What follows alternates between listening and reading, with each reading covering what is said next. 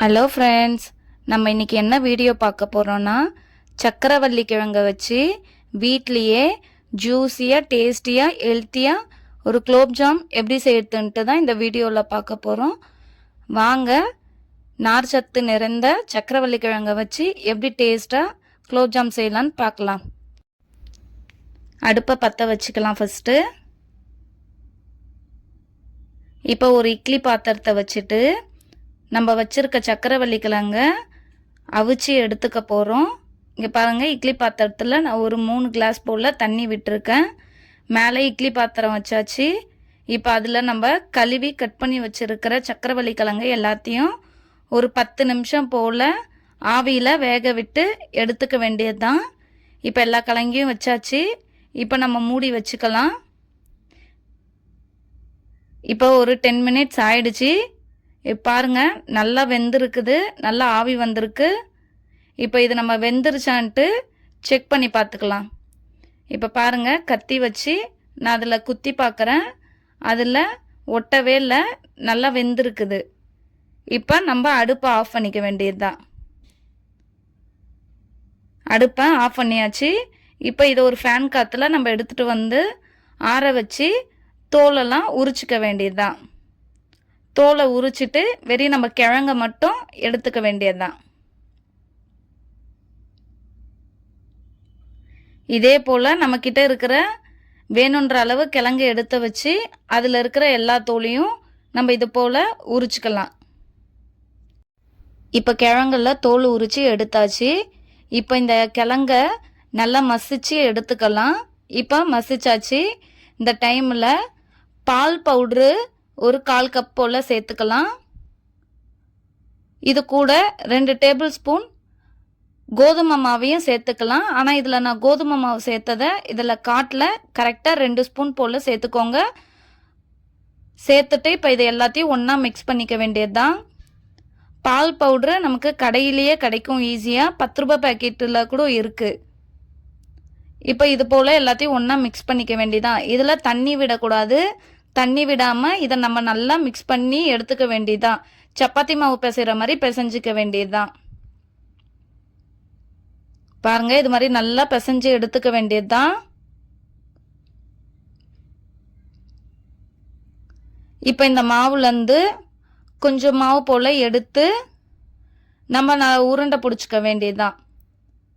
நமக்கு என்ன சைஸில் வேணுமோ அதுக்கேற்ற மாதிரி நல்லா இது மாதிரி பால் மாதிரி ரெடி பண்ணிக்க வேண்டியது தான்.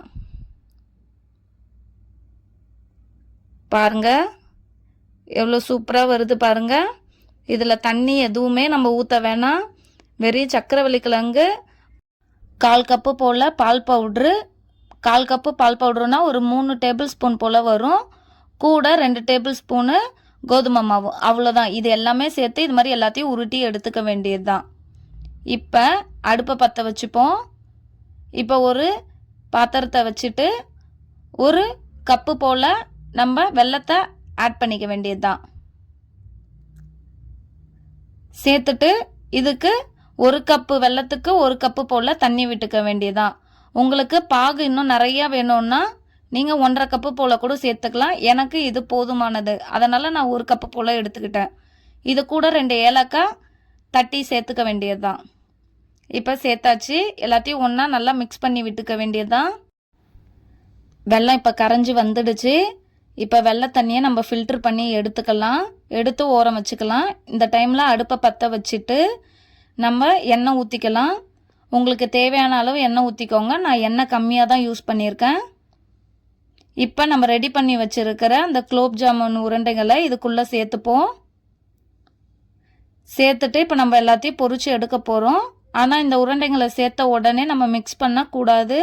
மிக்ஸ் பண்ணோன்னா இதில் எல்லாமே உடஞ்சி போயிடும். அதனால் கொஞ்சம் வேகிறவளும் நம்ம வெயிட் பண்ணணும். ஒரு 3 மினிட்ஸ் வெயிட் பண்ணால் போதும். அதுக்குள்ளே கொஞ்சம் வெந்துடும். கொஞ்சம் கலர் சேஞ்ச் ஆன மாதிரி இருக்கும். இந்த டைமில் நம்ம எல்லாத்தையும் திருப்பி போட்டுக்க வேண்டியது தான்.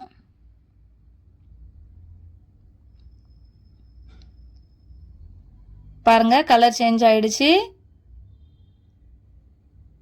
இப்போ இந்த டைமில் நம்மள்ட்ட இருக்கிற எல்லா உருண்டைங்களையும் இது மாதிரி திருப்பி போட்டுக்க வேண்டியதான். அடுப்பை சிம்லே வச்சுக்கோங்க. ஸ்பீடில் வச்சா கரிஞ்சிடும்.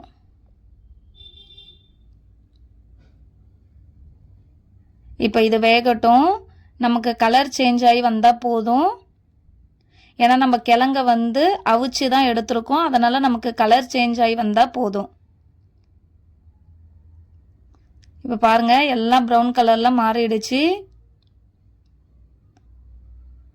இப்போ நம்ம அடுப்புலேருந்து எல்லாத்தையும் எடுத்து வச்சுக்கலாம், ஒரு பிளேட்டில் மாற்றிக்கலாம்.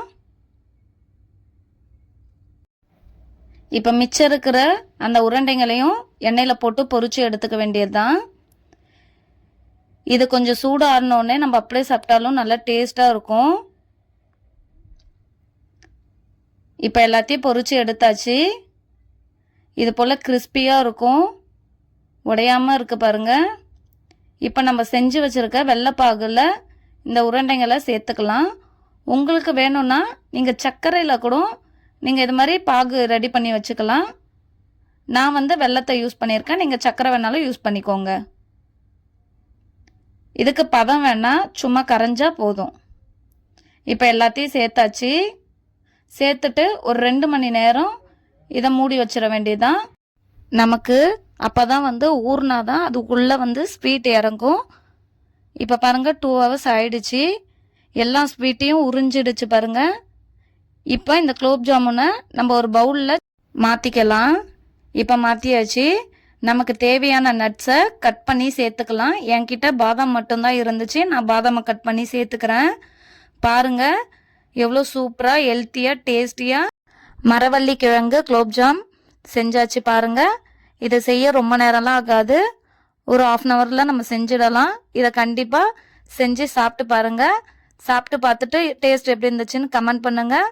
உங்களுக்கு இந்த வீடியோ பிடிச்சிருந்தா லைக் பண்ணுங்கள், ஷேர் பண்ணுங்கள், சப்ஸ்கிரைப் பண்ணுங்கள். பாய்.